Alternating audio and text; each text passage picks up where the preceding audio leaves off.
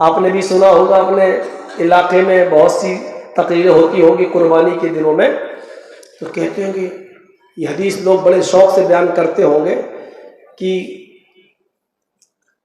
قربانی کا کتنا ثواب ہے، اللہ تعالیٰ ہر ایک بال کے بدلے میں ایک نیکی دے گا۔ مولانا لوگ بیان کرتے ہوں گے، جبکہ یہ حدیث صحیح ہے ہی نہیں۔ قربانی کے ہر بال کے بدلے میں ایک نیکی۔ صحابہ نے پوچھا اللہ کے رسول اگر بال نہ ہو، اون ہو تو؟ جیسے بھیڑ ہوتا ہے، مینڈھا ہوتا ہے، اور اس پہ بال نہیں ہوتا تو اون ہو، تو اللہ کے نبی نے فرمایا ہر اون کے ایک ایک ریشے کے بدلے میں ایک ایک نیکی۔ یہ حدیث ہی نہیں صحیح۔ آپ خود بتائیے، میں غریب ہوں لیکن ایک خصی کرنے کی طاقت ہے میرے پاس، میں لے آیا۔ مولانا مجیب الرحمان صاحب بہت امیر ہیں، پیسے والے ہیں، یہ 4 بکرے لائے۔ اب میرے بکرے میں، میرے خصی میں بال، اگر ایک آئیڈیا بتا رہا ہوں، مان لیجئے 2 لاکھ بال ہیں، تو ہمیں نیکی کتنی مل رہی ہیں؟ 2 لاکھ۔ اور مجیب الرحمان صاحب کے 4 بکرے ہیں، ان کے 4 بکروں میں بال ہو گئے 8 لاکھ، تو ان کو 8 لاکھ نیکی مل رہی ہے۔ یہ عقل میں بھی نہیں آتی ہے بات۔ بال کی کوئی چیز ہے ہی نہیں۔ ہمارے یہاں خلوص ہے، ہم اللہ کے لیے کر رہے ہیں، اس لیے ایک ہی کی طاقت ایک کر رہے ہیں۔ مجیب الرحمان صاحب لوگوں کو دکھانے کے لیے کر رہے ہیں، دیکھو 4 کر۔ تو اب 8 لاکھ بال کے بدلے میں 8 لاکھ نیکی تو چھوڑو، ایک نیکی نہیں ملے گی، کیونکہ تمہاری نیت خراب ہے، تم لوگوں کو دکھانے کے لیے کر رہے ہو، اللہ کے لیے نہیں۔ قد لگا دیا، یہی پر رکاوٹ جاری کر دی۔ سنو، قربانی کرنے سے پہلے اتنا یاد رکھنا، کر رہے ہو خلوص ہے کہ نہیں، یاد رکھنا لَن يَنَالَ اللَّهَ لُحُومُهَا وَلَا دِمَاؤُهَا وَلَكِنْ يَنَالُهُ التَّقْوَىٰ مِنْكُمْ۔ تم جو قربانی کر رہے ہو اس کا گوشت اللہ کے پاس نہیں جاتا، اس کا خون بھی اللہ کے پاس نہیں جاتا، اللہ کے پاس تو صرف تقویٰ جاتا ہے۔ تم کس تقوی سے، تم کس نیت سے قربانی کر رہے ہو، اللہ نیت کو دیکھتا ہے، نیت۔ وعن عمر بن الخطاب رضی اللہ تعالی عنہ قال سمعت رسول اللہ صلی اللہ علیہ وسلم یقول انما الاعمال بالنیات وانما لكل امرئ ما نوى فمن كانت هجرته الى الله ورسوله فهجرته الى الله ورسوله ومن كانت هجرته لدنيا يصيبها او امرأة ينكحها فهجرته الى ما هاجر اليه۔ رواہ البخاری و مسلم۔ یہ حدیث بخاری و مسلم دونوں کے اندر موجود ہے۔ حضرت عمر فاروق رضی اللہ تعالیٰ عنہ فرماتے ہیں کہ میں نے اللہ کے نبی سے سنا، اللہ کے نبی فرماتے ہیں انما الاعمال بالنیات، تم جو بھی عمل کرتے ہو تمہارے سارے عملوں کا دار و مدار نیت پر ہے۔ تم جو بھی عمل کرتے ہو ان عملوں کا ڈیپینڈ آپ کی نیت پر ہے۔ نیت اچھی تو عمل قبول، نیت بیکار تو عمل بیکار۔ نیتوں پر ڈیپینڈ ہے، اور کس کا؟ عمل صالح، نیک عمل کا دار و مدار نیت پر ہے۔ برے عمل پر نیت اچھی ہونے سے وہ برا عمل اچھا نہیں ہو جائے گا۔ یہ گلاس بڑا خوبصورت ہے، جرجی صاحب کی نیت خراب ہو گئی، اس کی چوری کریں،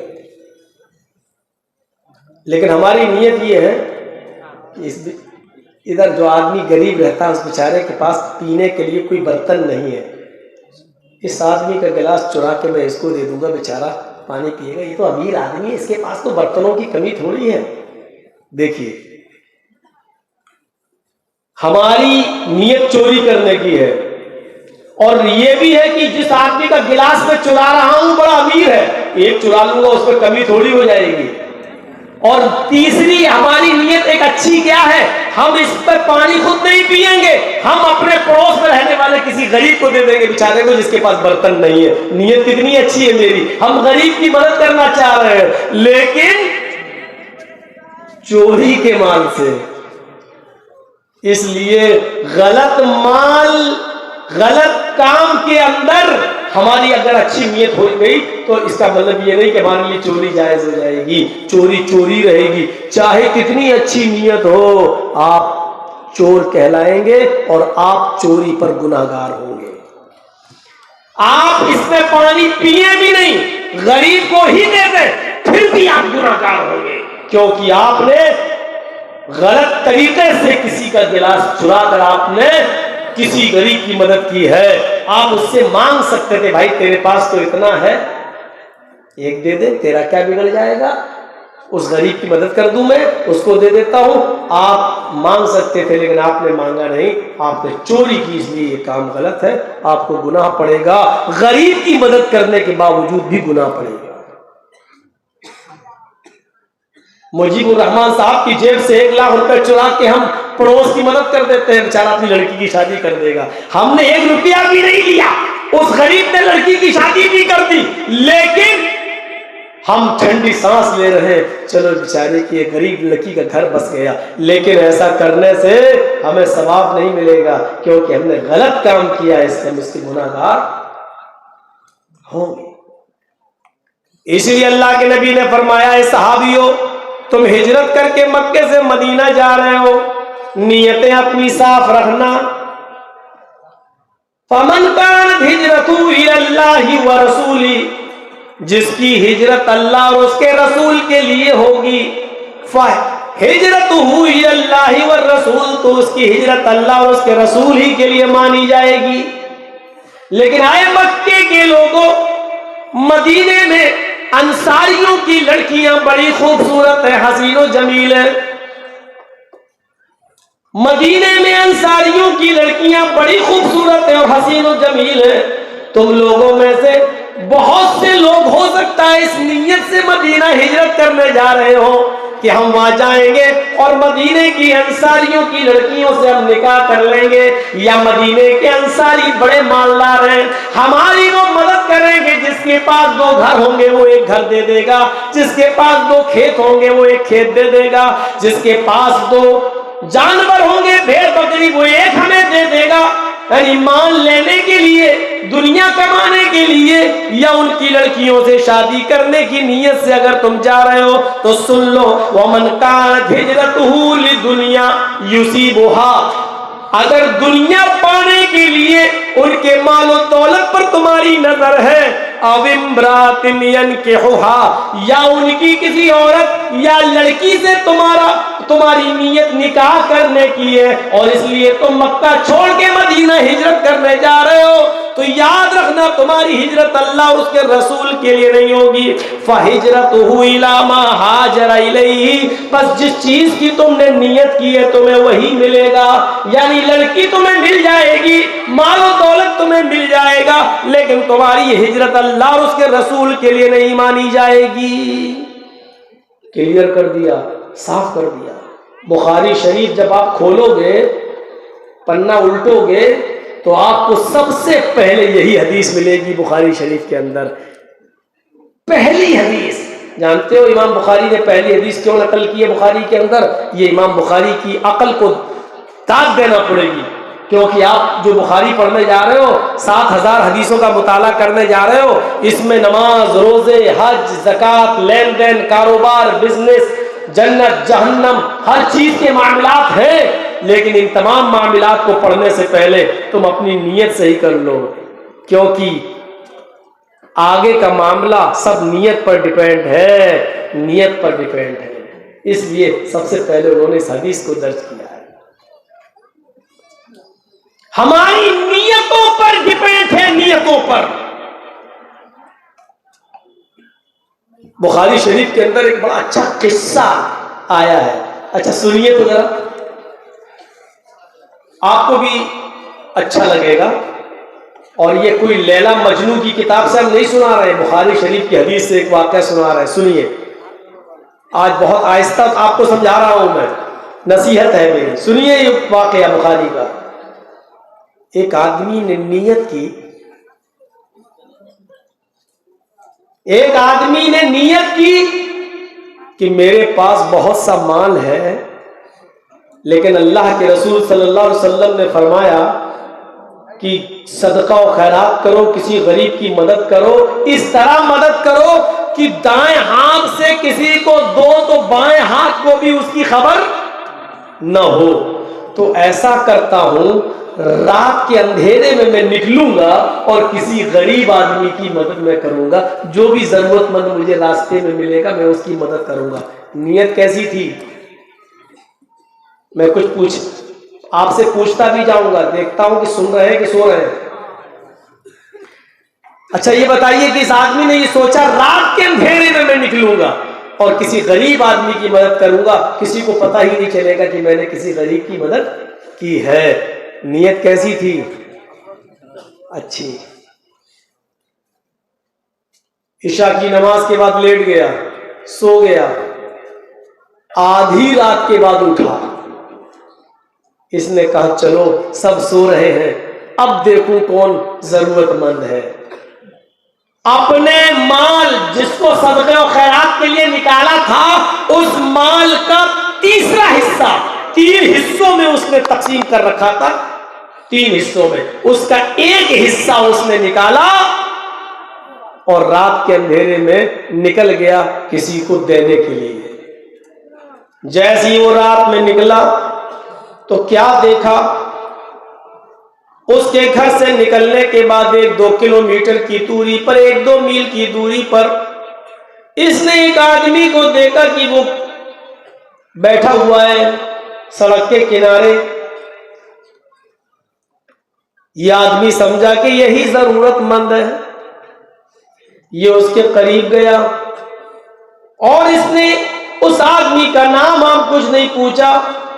اس نے پوچھا رات کے اندھیرے میں کوئی ضرورت مند ہی نکل سکتا ہے، لگتا ہے تم کوئی مجبور آدمی ہو، اگر راستہ بھول گئے ہو تو میں تمہیں راستہ بتا دوں، اور اگر تمہیں کسی مجبوری نے گھر سے نکالا ہے تو مجھے بتاؤ، میرے پاس صدقے کا کچھ مال ہے، میں غریب آدمی کی مدد کرنا چاہتا ہوں۔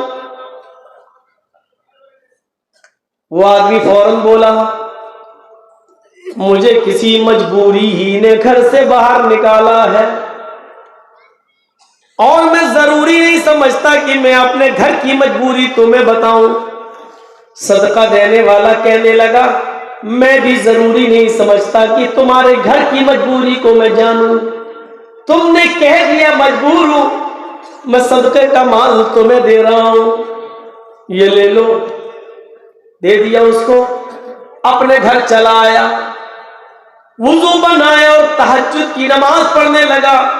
تہجد کی نماز پڑھ کر بڑا خوش تھا، اللہ آج میں نے کسی غریب کی، کسی ضرورت مند کی ضرورت کو پورا کر دیا ہے، اور تیرے نبی نے فرمایا دائیں ہاتھ سے دو بائیں ہاتھ کو بھی خبر نہ ہو، میں نے دائیں ہاتھ سے دیا اور بائیں ہاتھ کو بھی خبر نہیں ہوئی۔ سو گیا۔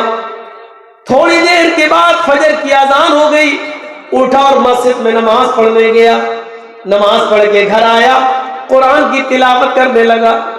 قرآن کی تلاوت کے بعد تھوڑا سا بازار کی طرف، گھر سے باہر کی طرف نکلا، چہل قدمی کر لوں۔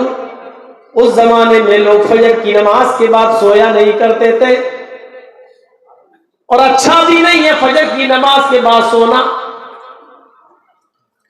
میرے بھائیوں، یہ آدمی فجر کی نماز پڑھنے کے بعد قرآن کی تلاوت کیا، اور تلاوت کرنے کے بعد جب سورج نکل گیا تو چہل قدمی کے لیے تھوڑا سا باہر نکلا۔ جیسے ہم لوگوں میں صبح صبح لوگ باہر نکلتے ہیں، چائے کی ہوٹلوں پہ لوگ چائے پیتے ہیں، اس زمانے میں بھی لوگ چہل قدمیاں کرنے کے لیے نکلا کرتے تھے۔ یہ بازار میں پہنچتا ہے تو کیا سنتا ہے؟ لوگوں میں شور ہو رہا ہے، کچھ لوگوں میں یہ چرچا ہو رہا ہے۔ میں ان کے پاس بیٹھ گیا، میں نے پوچھا کس بات کا چرچا ہو رہا ہے؟ تم لوگ کون سی بات پر گفتگو کر رہے ہو؟ سارے لوگ مجھ سے کہنے لگے اس آدمی سے تمہیں نہیں معلوم؟ کہ نہیں۔ ارے پتہ نہیں رات میں کوئی اللہ کا نیک بندہ پتہ نہیں رات میں کوئی اللہ کا نیک بندہ اپنے گھر سے آدھی رات کے بعد نکلا، اس کے پاس صدقے کا مال تھا اور وہ کسی غریب کی مدد کرنا چاہتا تھا، لیکن وہ بیچارہ دھوکہ کھا گیا. اسی سے کہہ رہے ہیں، یہ کہتا ہے دھوکہ کھا گیا. ہاں، وہ کسی غریب کی مدد کرنا چاہتا تھا، لیکن وہ جس کے ہاتھ میں اپنا صدقہ دے گیا وہ تو بہت بڑا امیر آدمی ہے، اس کو تو صدقے کی ضرورت ہی نہیں تھی. وہ آدمی دھوکہ کھا گیا اور غریب کے بجائے کسی امیر آدمی کی مدد کر گیا. اب یہ کہہ بھی نہیں سکتا سب سے زیادہ میں ہی تھا، اس لیے کہ میں نے تو اللہ کے لیے کیا، میں کیوں جتاؤں کہ میں نے دیا. یہ گھر آیا اور گھر آنے کے بعد رونے لگا اور روتے ہوئے کہتا ہے اللہ تیرے نبی نے مجبور اور بے بس اور بے سہارا لوگوں کے لیے صدقے کو جائز بتایا ہے، امیر لوگوں کو دینے کے کا حکم نہیں دیا ہے، اور مجھ سے غلطی ہو گئی کہ میں ایک امیر کو دے دیا، غریب کا حق مارا گیا اور امیر کو میں دے بیٹھا. لیکن اے اللہ تو میری گرفت مت کرنا، تو میری پکڑ مت کرنا، کیونکہ تو اچھی طرح جانتا ہے کہ میری نیت امیر آدمی کو دینے کی نہیں تھی، کسی غریب کو دینے کی تھی. عبادت ہم نے بس یہی سمجھ لی ہے، نماز پڑھ لو عبادت ہو گئی. ارے کتنے لوگوں کی نمازیں تو ایسی ہیں جو سروں سے اوپر ہی نہیں جاتی ہوں گی، ہم ہی لوگوں میں سے.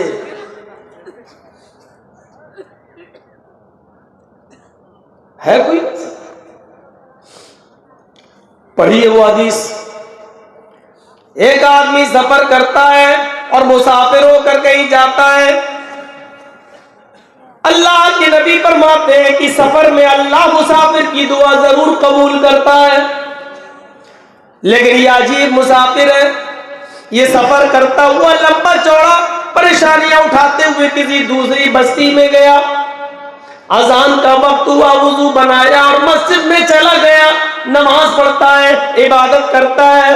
اس کے بعد اللہ تعالیٰ کو تنہائی میں پکارتا ہے، یا ربی یا ربی یا ربی، اے اللہ مجھے یہ دے، مجھے یہ دے، مجھے یہ دے.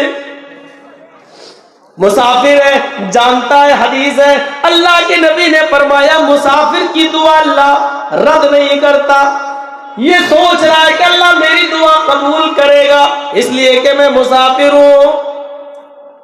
یہ مسافر کہتا ہے یا ربی یا ربی یا ربی، اے اللہ مجھے یہ دے، مجھے یہ دے، مجھے یہ دے. اوپر سے آواز آتی ہے، اللہ فرماتا ہے میرے بندے میں تجھے کچھ نہیں دوں گا. اللہ ایسا کیوں ہے؟ میں نے ظہر میں بھی کہا یا ربی یا ربی، اے اللہ مجھے یہ دے، مجھے یہ دے. عصر میں بھی بولا، مغرب میں بھی بولا، عشاء میں بھی بولا.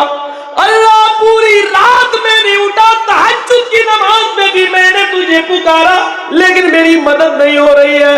اللہ تو فجر کی نماز میں چلا آیا، اللہ مجھے یہ دے دے، مجھے یہ دے دے، مجھے یہ دے دے. اوپر سے آواز آتی ہے اے میرے بندے میرا نبی جھوٹا نہیں ہے، اس نے کہا مسافر کی دعا اللہ سنتا ہے، لیکن میں تجھے دوں تو کہاں سے دوں؟ مطعمہ حرام ومشربہ حرام وملبسہ حرام وغذی بالحرام. او میرے بندے تو جو کھا کر آیا ہے وہ مال حرام تھا، جو کھا کر آیا ہے وہ حرام مال تھا. اے میرے بندے تو جو پی کر آیا وہ بھی حرام. مطعمہ حرام، تیرا کھانا حرام کا، تیرا پینا حرام کا.